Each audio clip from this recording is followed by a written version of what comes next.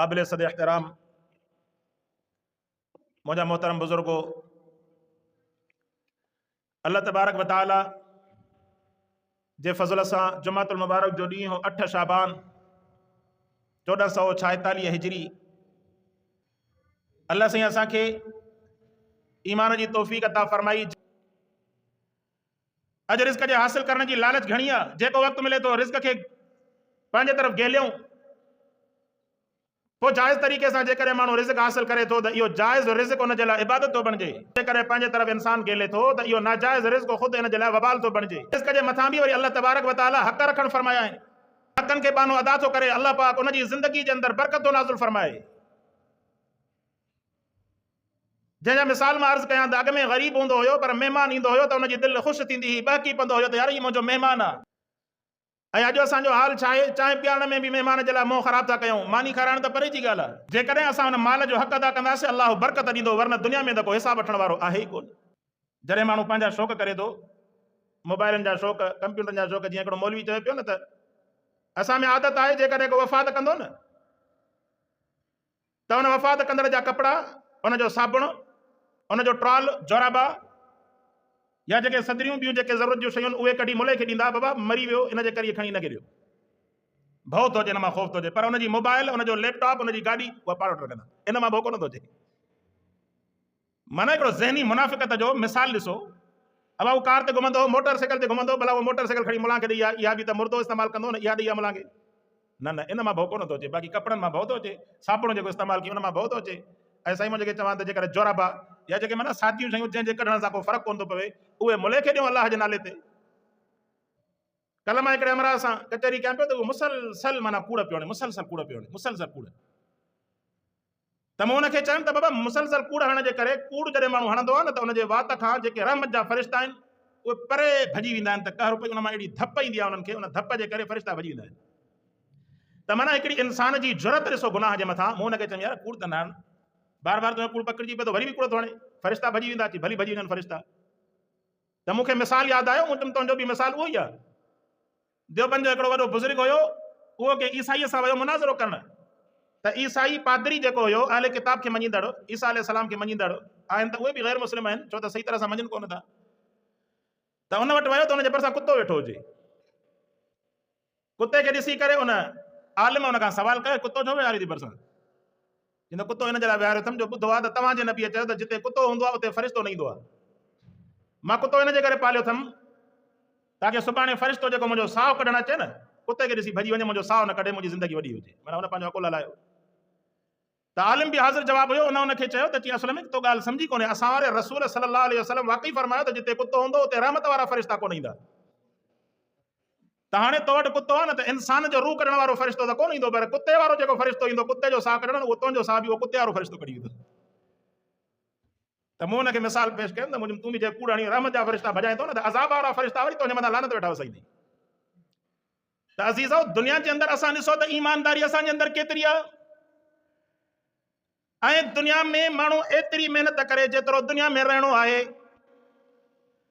अवां ईमानदारी इख्तियार कंदा, पंहिंजे पाण सां सचाई कंदा, भलाई कंदा, पर जेकॾहिं बेईमानी इख्तियार कंदा, कूड़ हणंदा, गिला ऐं ग़ीबत कंदा, कंहिंजे कमु न ईंदा, जेको रिज़्क़ कमायो अथव उन रिज़्क़ मां अल्लाह जे नाले ते जेकॾहिं ख़र्च न कंदा त रब जी ज़ात खे को फ़र्क़ु न पवंदो, तव्हांखे फ़र्क़ु पवंदो। अनफ़िक़ू मिम्मा रज़क़नाकुम मिन क़ब्ल अन यअतिया अहदकुमुल मौत। तव्हां ख़र्च कयो उन खां पहिरियां जो तव्हांजे मथां मौत अची वञे। उलमा फरमाइनि था छाजे करे रब तव्हांखे ख़र्च जो, इन जे करे तव्हांखे हुकुम फरमायो, फरमाईंदव अनफ़िक़ू, ख़र्च कयो। साईं कीअं ख़र्च कयूं? तव्हां माल जमा कयो हुयो छा? फरमाईंदा ख़र्च उन मां कयो मिम्मा रज़क़नाकुम, जेको असां तव्हांखे रिज़्क़ अता फरमायोसीं, असांजे ॾिनल रिज़्क़ मां तव्हां ख़र्च कयो। जॾहिं ॾिनो बि अल्लाह आहे, उन अल्लाह जे नाले ते ॾियण खां ड्रिजे छो थो? ॾे अल्लाह जे नाले ते। तव्हां जेकॾहिं क़ुरान जो प्रोग्राम न कराईंदा, शादियुनि ते तव्हां नाचुनि खे इज़त ॾींदा, त ज़ाहिर आहे तव्हांजी औलाद बि ॾिसंदी त बाबा इज़त त नाचुनि खे आहे, इज़त त अदाकारनि खे आहे। जंहिंखे अॻे लंघा चवंदा उहे अॼु अदाकार आहिनि, जंहिंखे अॻे मीरासी चवंदा उन्हनि खे अॼु गुलूकार था चवनि। इज़त उन्हनि खे आहे त पोइ माण्हू बि उहे ई थींदा, तव्हांजी औलाद बि उहा थींदी। तव्हां क़ुरान वारनि जी इज़त कंदा, ग़लतियूं गुनाह हर कंहिं जे अंदरि थींदा आहिनि। तव्हां जेकॾहिं फ़रिश्ता ॻोल्हींदा त फ़रिश्ता अलाह जे नबियनि खां वधीक को आहे ई कोन। दुनिया में गुनाहगार हर इंसान तव्हांखे नज़र ईंदो। जेके दीन जे रस्ते में हलनि था उन्हनि जी ख़िदमत कयो, उन्हनि जी ख़िदमत कंदा तव्हांजी औलाद में अलाह दीन खे जारी करणु फरमाईंदो। तव्हां उन्हनि जी इज़त कंदा, मक़ाम कंदा, तव्हां हाफ़िज़ जी इज़त कंदा, तव्हां आलिम जी इज़त कंदा, तव्हांजी औलाद ॾिसंदी यार वाक़ई इल्म वारे जी इज़त आहे त उहे बि इल्म जे तरफ़ ईंदा, उहे बि हिफ़्ज़ जे तरफ़ ईंदा। पर उन्हनि खे जेकॾहिं ख़बर पवंदी त बाबा डॉक्टर जी इज़त आहे ऐं पुलिस जी इज़त आहे ऐं ॿियनि जो एतिराम आहे त पोइ ज़ाहिर आहे उहे बि उनजे तरफ़ मुतवजो थींदा। कुझु बि नथो कयूं वञे, खयूं वेंदो त पंहिंजा अमल खयूं वेंदो। अमल सालिह हूंदा त जन्नत में वेंदो, जेकॾहिं अमल बुरा हूंदा त जहन्नम जी बाहि जे अंदरि सड़ंदो। अलाह खे का परवाह न आहे, तव्हां जहन्नम में वञो मर्ज़ी वारा आहियो, जन्नत में वञो मर्ज़ी वारा आहियो। अल्लाह तबारक व तआला जी रहमत जो बहानो करे रब जी नाफ़रमानी न कयो। छाजे करे? अल्लाह तबारक व तआला अहिड़ो गैरतमंद आहे जंहिं पंहिंजे नबियनि जा मिसाल ॾेई करे सम्झाइणु फरमायो, मां पंहिंजे नबियनि खे जॾहिं सज़ाऊं ॾेई सघां थो, तव्हांजी त नबियनि जे मुक़ाबले में का हैसियत ई न आहे। तव्हां कीअं रब जी नाफ़रमानी करे अल्लाह जी रहमत मां उम्मीद था रखो? इहो शैतानी दलील अथव। अल्लाह से कुरान में शैतान जे बारे में फरमाईंदा इन्न शैतान कान लिल इंसान अदुव्वम मुबीना। शैतान तव्हांजो चिटे में चिटो दुश्मन अथव। इहो शैतान तव्हांखे रोकींदो, यार माल न ॾे खुटी वेंदो। अल्लाह फरमायो त ख़र्च कयो तव्हांजो वधाईंदोमांव। रब साईं फरमायो त तव्हां ख़र्च कयो वधाए ॾींदोमांव माल।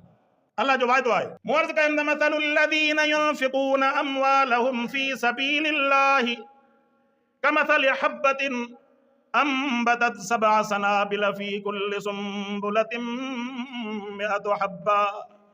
जीअं तव्हां कणक जो दाणो ऐं ॿिज तव्हां ज़मीन में वञी करे छटींदा आहियो, अल्लाह पाक ॿिज मां सलो कढी करे हिकु सले मां अल्लाह से 100 दाणा पैदा करणु फरमाईंदो आहे। अहिड़ी तरह तव्हां रब जे नाले ते तव्हां रुपयो ॾींदा, अल्लाह पाक तव्हांखे हुनजो अजुर 70 ऐं 700 दफ़ा वधाए करे ॾियणु फरमाईंदो। अल्लाह जे नाले ते माण्हू ॾींदो, अल्लाह तबारक व तआला उनजो अजुर उनखे आख़िरत जे अंदरि, ऐं आख़िरत जे अंदरि हलंदियूं असांजूं नेकियूं हलंदियूं। इहे दुनिया जा पैसा न हलंदा, दुनिया जो माल दुनिया जो सामान हिते रहिजी वेंदो।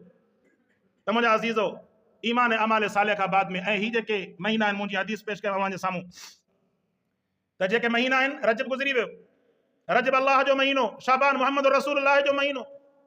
अम्मा आयशा साईं फरमाए थी त संजन शाबानुल मुबारक जे अंदरि एतिरा रोज़ा रखंदा हुआ जो असांखे महसूस थींदो त शायदि संजन इफ़्तार कंदा ई न, माना बग़ैर रोज़े जे ॾींहुं गुज़ारींदा ई न, एतिरा संजन रोज़ा रखणु फरमाईंदा। ऐं फरमायूं त रमज़ान मुंहिंजी उम्मत जो महीनो अथव। अल्लाह तबारक व तआला इन रमज़ान खे तव्हांजे लाइ महिमान महीनो करे मोकिलणु फरमायो। इन रमज़ान जे अंदरि तव्हां पंहिंजो पाण खे रोज़नि जे लाइ तयारु कयो। इहे बहाना न कयो त मां मज़दूरी कंदो आहियां, मां जेको आहे फलाणो कमु कंदो आहियां, मां वञा थो ट्यूशन पढ़णु, मां वञा थो स्कूल पढ़णु, मां हिन कम सां वञा, मां हिन कम सां। इहे सभु बहाना आहिनि। जेको अकुलमंद आहे, बालिग़ आहे, सेहतमंद आहे, ऐं सेहत बि उहा जंहिंसां दुनिया जा ॿिया कम करे थो, इहो रोज़े जे लाइ बि सेहतमंद आहे। ईअं न त साईं शुगर जो मरीज़ आहियां, बाक़ी सॼी दुनिया जा कम कंदो थो अचे, बाक़ी रोज़े जे लाइ शुगर जो मरीज़ आहे। बाक़ी सॼी जहान जा जेके आहिनि मामला संभालींदो थो अचे, घर जा मामला सभु संभालींदो थो अचे। बाक़ी साईं रोज़े जे रखण जे वक़्त में हिनखे अचे पतीअ जो यादि थो अचे, सूर थो यादि अचे। हा, उहो मरीज़ उन जे लाइ इफ़्तार आहे जेको बिल्कुलु रोज़े रखण जी सलाहियत ई न रखे, सम्झे थो त रोज़ो रखंदुसि मरी वेंदुसि।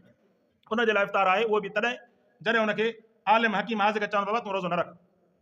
शरीयत वारो हकीम डॉक्टर हुनखे चवे थो तुंहिंजे लाइ रोज़ो तमामु घणो नुक़सानकार आहे, पोइ उन जे लाइ इफ़्तार आहे। उहो इफ़्तार करे पोइ हुनजो फिदियो अदा करे। पोइ बि मसइलो इहो आहे, जेकॾहिं सुभाणे सेहतमंद थी वियो, रोज़े रखण जी सलाहियत थी, त वरी इहे रमज़ान जा रोज़ा कज़ा करणा पवंदसि। तंहिंजे करे भलो आहे त रमज़ान में रखी छॾे। इन रमज़ान जे रोज़नि जी तयारी कयो, तरावियनि जी तयारी कयो। मां अॻु में तव्हांजे साम्हूं इन जे करे अर्ज़ ऐं गुज़ारिश कयूं थो वञा ताकी रिस्क जा जेके मामला आहिनि पहिरियां संभाले रखो।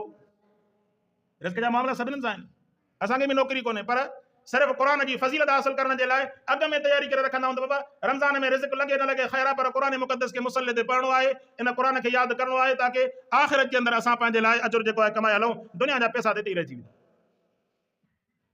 त अचेव थो रमज़ान, उन जे लाइ तयारी कयो, सभु रोज़नि जी नियत कयो, पंहिंजे घर वारनि खे बि रोज़नि जे लाइ दावत ॾियो। जहिड़ी तरह नमाज़ फ़र्ज़ आहे, अहिड़ी तरह रोज़ा फ़र्ज़ आहे। त जुमे जे अंदरि केतिरी जमात आहे, त जहिड़ी तरह जुमे जी नमाज़ फ़र्ज़ आहे, अहिड़ी तरह 5 वक़्त नमाज़ फ़र्ज़ आहे। सभिनी नमाज़ुनि जो असांखां सवाल थींदो। ईअं न आहे त जुमे जे बारे में सवाल थींदो, 5 वक़्त में सवाल न थींदो। 5 ई वक़्त नमाज़ ईअं ई पढ़णु फ़र्ज़ आहे जहिड़ी तरह जुमतुल मुबारक जी नमाज़ पढ़णु फ़र्ज़ आहे। त अहिड़ी तरह रमज़ान जा रोज़ा बि हर मुस्लमान आक़िल बालिग़ मर्द हुजे औरत हुजे, उन जे मथां रमज़ान जा रोज़ा रखणु फ़र्ज़ अथव। तयारी कयो ऐं अल्लाह पाक जो ईअं इनाम सम्झी करे तव्हां इन रमज़ान जा रोज़ा रखो। इहे रोज़ा एॾो सवाबु आहे। पाण संजन फरमायो तव्हां रमज़ान जो रोज़ो जेकॾहिं बग़ैर कंहिं शदीद मजबूरी जे गुसायो न, पोइ सॼी ज़िंदगी तव्हां रोज़ा रखंदा रहो, पर रमज़ान जहिड़े रोज़े जो सवाबु तव्हांखे न मिलंदो। एॾो रमज़ान जे रोज़े जो सवाबु आहे। ऐं अज़ीज़ो हाणे त वरी रमज़ान माशाअल्लाह सियारे में शुरू थी वठनि था, तक़रीबन 13, 14, 15 साल सियारे में हलंदो। हाणे त अल्लाह पाक जी नेमत आहे, इरादो कयो त रोज़ो रखंदासीं, पंहिंजा कमकार बि कंदासीं, रमज़ान जो रोज़ो बि रखंदासीं, ताकी अल्लाह तबारक व तआला इन रमज़ान जे रोज़े वारनि जे लाइ आख़िरत जे अंदरि ख़ुसूसी सिफ़ारिश ऐं जन्नत जो ख़ासि हिकिड़ो दरवाज़ो मुक़ररु करणु फरमायो आहे, जंहिंमां रोज़े वारनि खे बाबुर रैयान मां रोज़े वारनि खे सॾु कयो वेंदो त अचो रोज़े वारो, तव्हां जन्नत में हिन ख़ुसूसी दरवाज़े मां दाख़िल थी वञो। अहिड़ी तरह पंहिंजे ईमान खे मज़बूत कयूं, जुमातुल मुबारक जे ॾींहं में अचूं, अल्लाह जे साम्हूं वाइदो कयूं, रब नमाज़ बि पढ़ंदासीं, रोज़ा बि रखंदासीं, अञा अल्लाह सी तूं तौफ़ीक़ ॾे। ऐं जेकॾहिं गुनाह आहिनि इंसान जे ज़िंदगीअ में, इबादत वधायो, गुनाह नथो छॾिजे, इबादत वधायो, दुआ वधायो, अल्लाह साईं तव्हांखे तौफ़ीक़ ॾींदो, तव्हां दुआ ऐं इबादत जे सदक़े में पंहिंजो पाण इहे नाफ़रमानियूं अल्लाह जूं छॾे वेंदा।